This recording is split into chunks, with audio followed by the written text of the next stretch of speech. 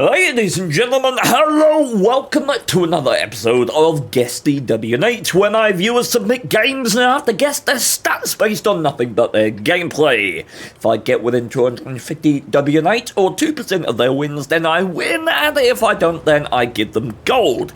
We're here on Pilsen with an IS-2M. What does the M stand for? Might as well stand for mobility, because it's like an IS-2, the Russian IS-2, not the Chinese IS-2 or the IS-2-2 or the IS-2S. You get it. It might as well stand for mobility, because unlike the IS-2 Russian, it's slower with 20 more hit points and slightly more accurate. And that's about the only differences. Why does it exist? I'm not really sure. The game needed more IS-2s apparently. One thing that I'm seeing immediately, which I like, look at that R function. Huh? Oh, that's some sexy R function. Gonna be looking for that for the rest of the game now, because it's a Russian 1-2-2 at kind of mid to high tiers. It ain't gonna be hitting unless you're treating it very, very well. That said, I did mention it's slightly more accurate than its compadre, the IS-2. And that is true, but that's by 0.01 accuracy and 0.1 aim time. So this sits at 0.45 accuracy and 3.3 seconds of aiming time, whereas the regular Russian IS-2 sits at 0.46 accuracy and a 3.4 second aim time. So when I say slightly better, I really do mean slightly better. And a bit of reverse sidescraping here. Okay, in training for the IS-4, I like it. Oh, and that's a side shot and a pen if accuracy favors us, and it does. Lovely. So 390 average damage here. Oh, and that'll pen as well at that angle. Went a little high, but we will take it. And why are we reverse sidescraping? Well, because of the slope of the front of this vehicle. You see these cheeks? These cheeks, when you sidescrape, oh, they ain't good. They ain't good at all. People can and will pen here. But when you're reverse sidescraping, those weaknesses are very, very small. There's a tiny bit that you can hit and pen here, but other than that, you got the entirety of the side and it's looking really good. Don't tell anyone that you can just shoot it straight in the face and pen. No one needs to know. But one of the benefits of doing it on this side is your cupola's sat on the left. It's even more concealed when you're reverse sidescraping around this side. And the other side, you'd not only be displaying the face of the turret, but your big ol' 90mm thick cupola as well, which would be no good for anyone. So how stagnant do we want to be here? We have a clear advantage present in the 1-2 line. It seems to me we might want to be less keen to hold for this shot and more keen to start or cease dilly-dally and start moving and finding some damage in the town, right? The Juto, people like that. The passivity is very odd because reverse sidescraping in an IS-2M is characteristic of a very good and experienced player, but the patience there is odd to find at this game state in many players. It's something that I might well do, but generally speaking, better players will be getting stuck in the heavy tanks while they're still on a lot of hit points at this stage of the game. This Tiger P is I appreciate it. I appreciate it too, Sestican.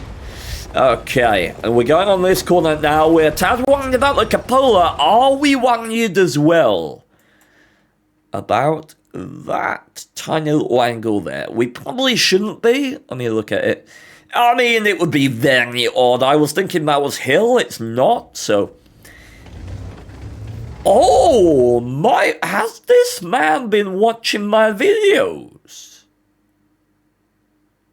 I'm kidding. I know the name Sestican. I'm hoping he got this from me. So what he's doing right now is every tank has 2 spotting areas. Right? Areas of the tank where they can spot enemy tanks, where the rays come out from and they hit the spotting marks, and that's how the spotting system works. One of those is at the base of the gun. Another one's at the highest point in the middle of the top of the turret. What doing this does is it moves the spotting ray from where it would be here, where you're aiming for the shot, out to here. And it means that you'll spot a tank like the M6 on this corner earlier, as in before you expose more of your tank, than you would if you were aiming directly at him. It's indicative of very high level play. R function comes out as well. Wow! This man wanted to impress me. Okay.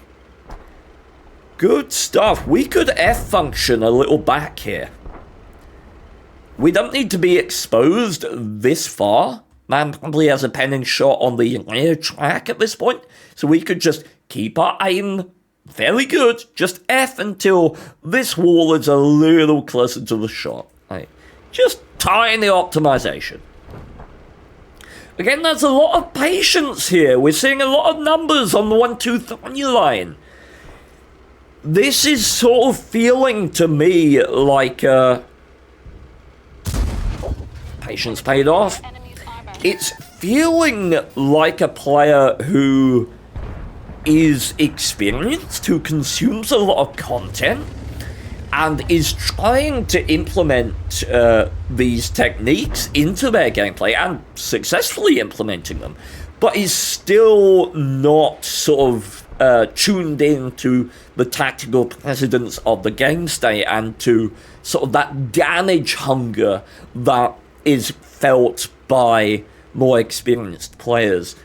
Because I think were this someone with sort of 57, 58% win rate and above, they would have been in the challenge trying to fight and use those hit points a lot earlier than they had been. So, we'll see. We can sprint across it, snap it.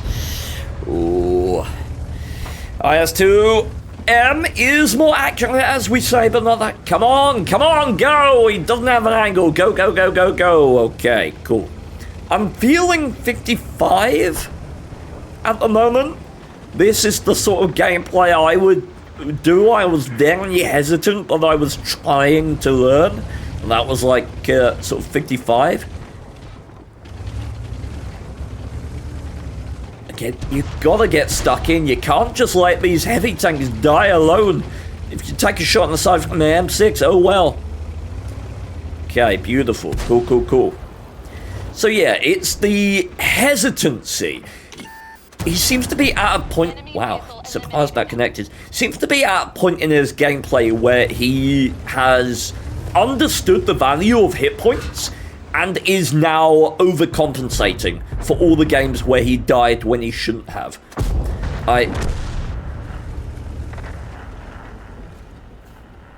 Did you mean to load HE there? That seems like a very odd HE shot. Okay, nice pen. Good, good, good.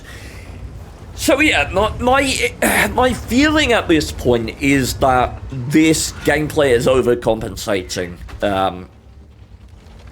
He's perhaps watched one too many of my videos where I said stay alive, and that has resulted in a sort of overly passive gameplay. It's very reminiscent of my gameplay.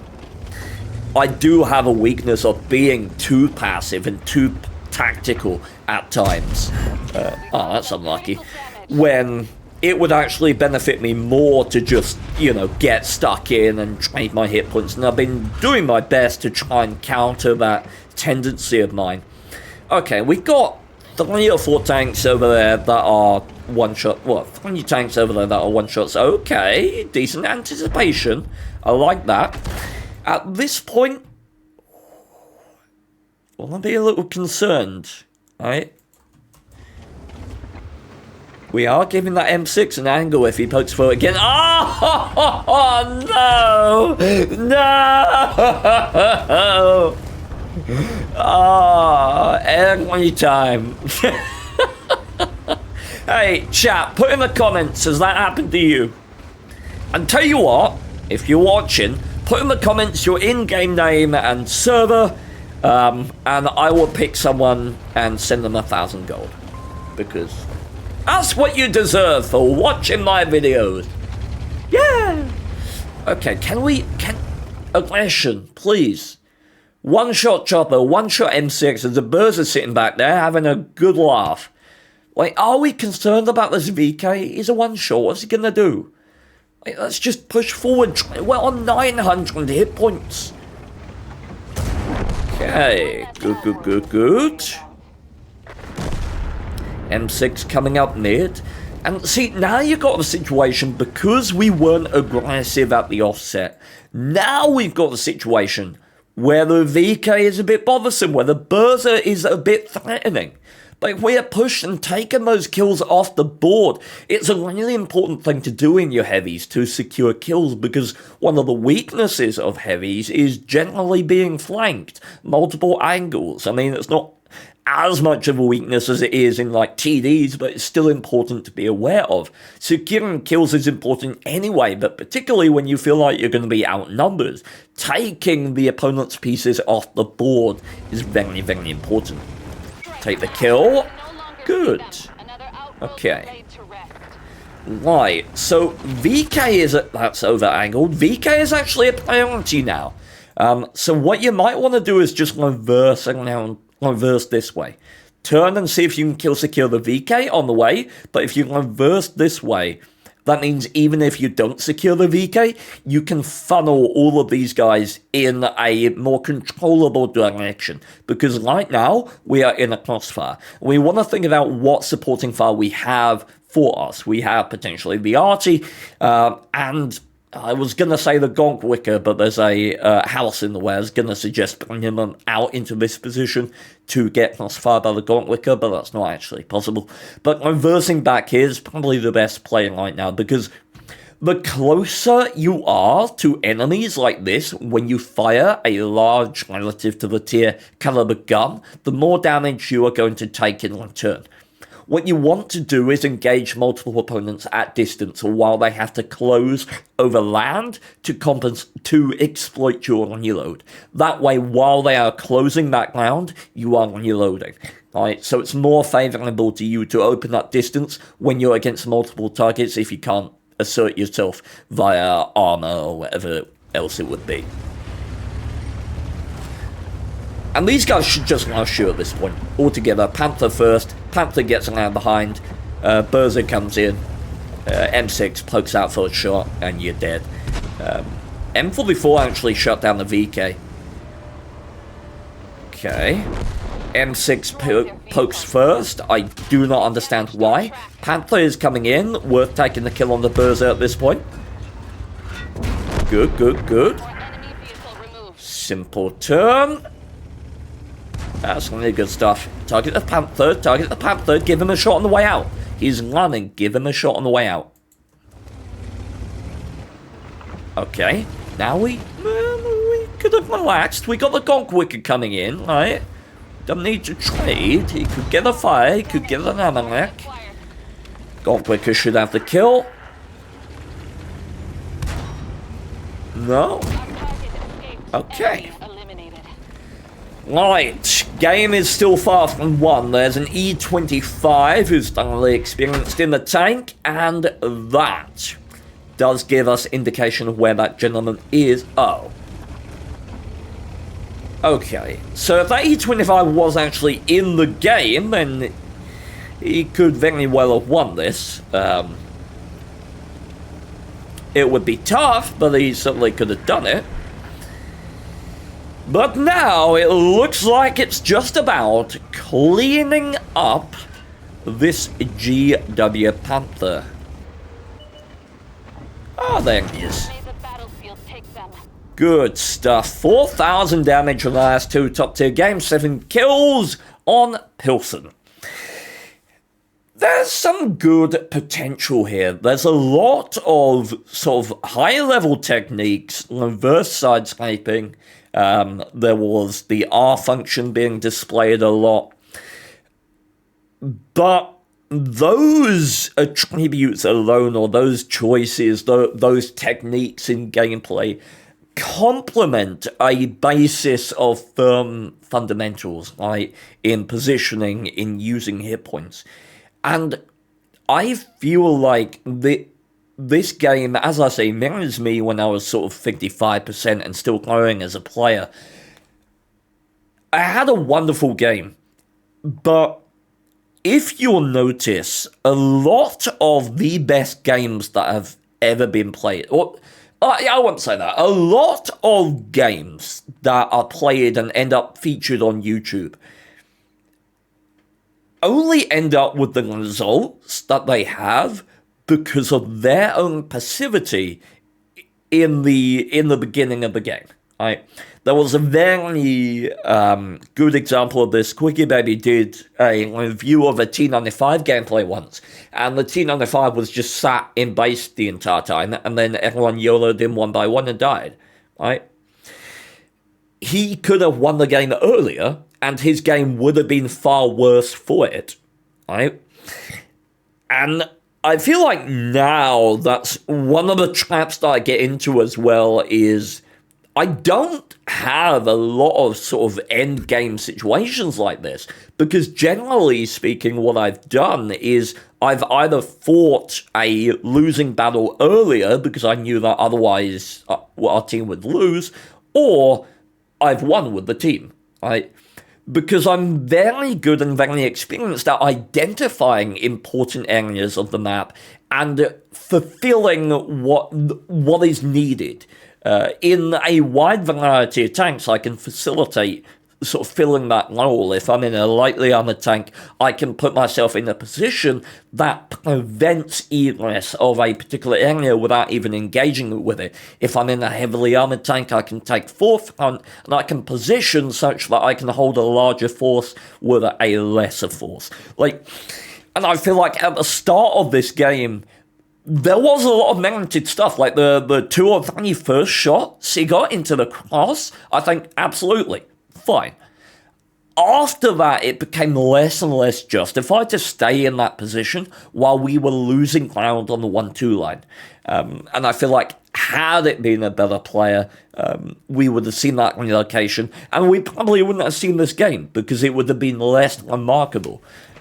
So let's note down the name. My feeling is 55%. That is my instinct. Now, I do recall the name Sestican, so I don't know how much of my eidetic memory, which I don't have, is helping me out here, but I'm gonna go 55%. Oh, he's in the Awesome Epic Guys clan. Nice. Okay, so I'm going with 55.61% wins and 1,965 WN8.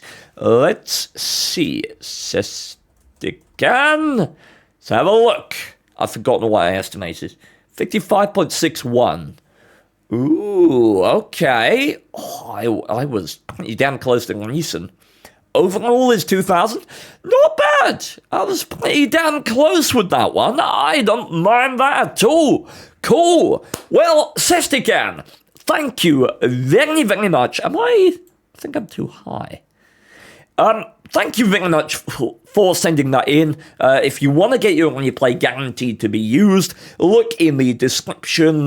You can also find the links to the next and previous episodes. Consider becoming a channel member if you want to get early access to all of these videos as soon as they get uploaded. We've got, I think, 5 waiting to be published so far. And yeah, to Sestican, keep implementing those techniques. I think what you want to do to enhance your gameplay further is work on fundamentals. Perhaps have a look at my Learn to Play World of Tanks playlist. Prioritize implementing basic fundamentals like aggression in the offset but tempered aggression, right? Going for early damage shots is absolutely fine, but then you need to get stuck in your heavy tanks and start fulfilling that role for your team. Thank you very much for sending it in, and have a good day, everyone. Bye-bye. Humanity peaks at our community manager. He is mentally jacked and strengthening our backs just like the counterweight on the turret of the challenger. Cause if we find ourselves in a crappy mood, you will brighten our day just through your attitude. Steven and Peabody, badass crew. So please take the song as a token of my gratitude.